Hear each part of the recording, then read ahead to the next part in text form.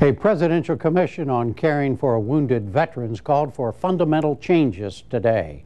The panel delivered its findings after 5 months of review. They included boosting benefits for family members and overhauling disability pay, among other things.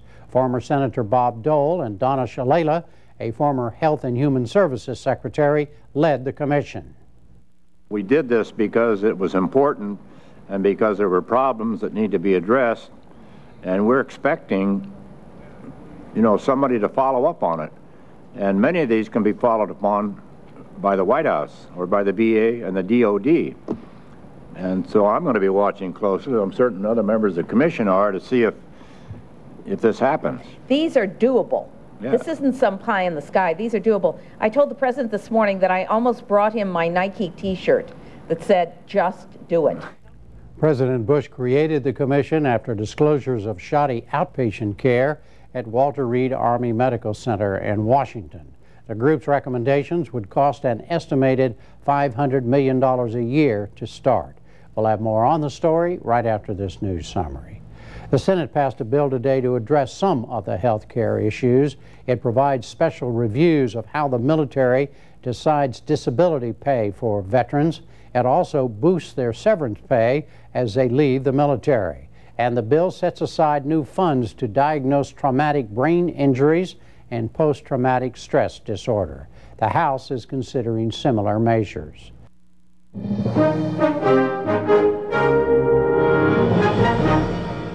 Judy Woodruff has our story on the Presidential Commission's calls for big changes in veteran care and treatment.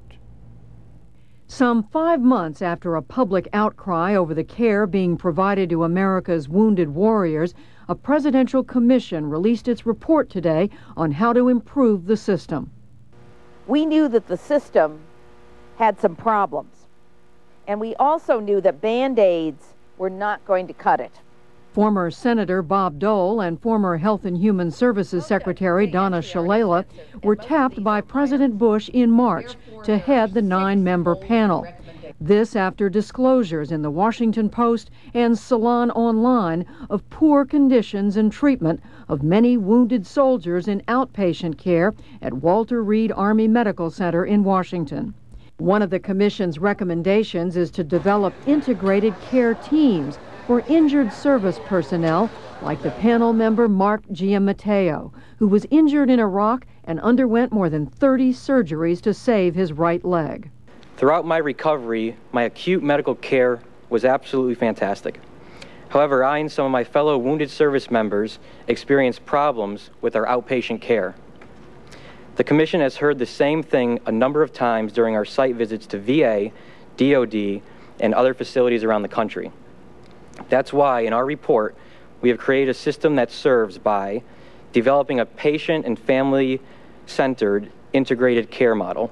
The Commission also proposes to overhaul and simplify the current disability and compensation system, require comprehensive training programs in post-traumatic stress and traumatic brain injuries for military and VA personnel, create a website to allow patients and doctors to share information as patients move to other facilities, provide more financial support and leave for families of injured service members.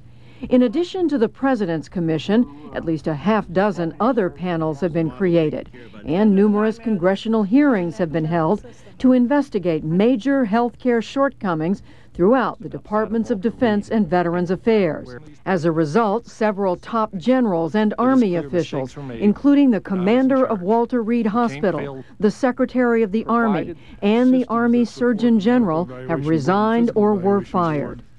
Most recently, Veterans Affairs Secretary Jim Nicholson announced he would step down by October.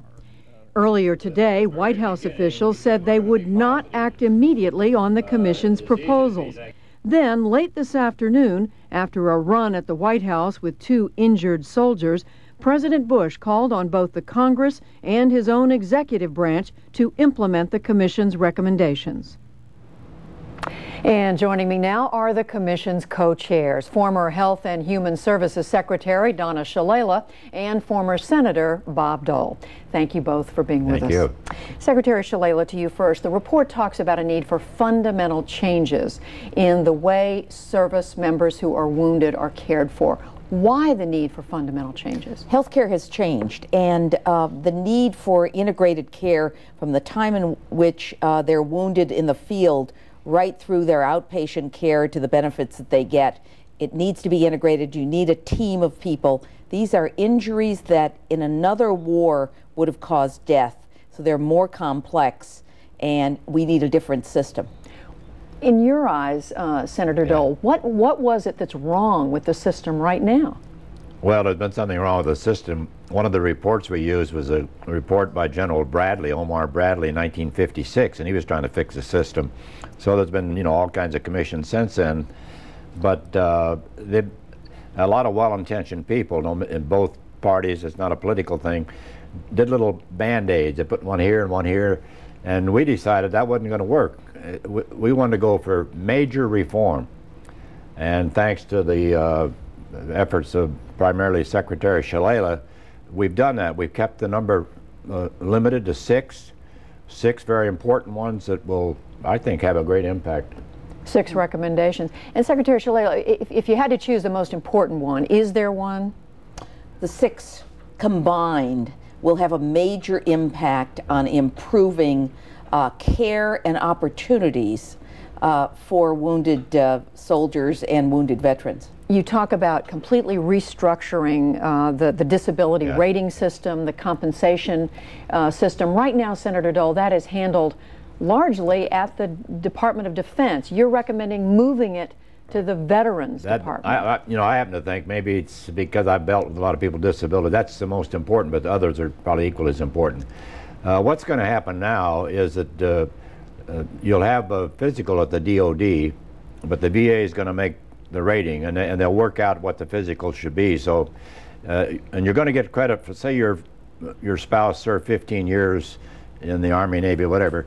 They'll get paid for that. They'll get a payment for that. But in addition to that, they're going to get a disability payment rated by the VA, and included in that for the first time will be what we call a quality of life. Let's say you're badly burned or you're a double amputee, and your quality of life deteriorates, and we think that should be compensated for.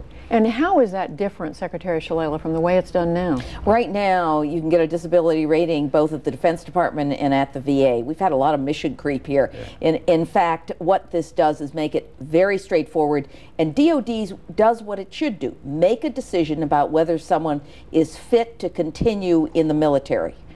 And if they're not, they go over to the VA and get a disability rating and get investment in education, in training, and in other things that they need to move on with their life.